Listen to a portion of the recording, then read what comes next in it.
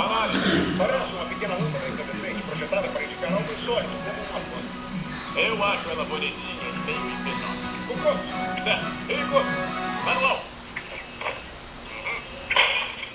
Problema resolvido. Senhor, estamos sem combustível. Como chegou a essa conclusão? Perdemos o motor 1. E o motor 2 não está mais pegando fogo. Talvez tenha sido. Não olhe, boneca. A coisa vai ficar séria. Atenção! Aqui é o seu capitão. Eu tenho boas e más notícias.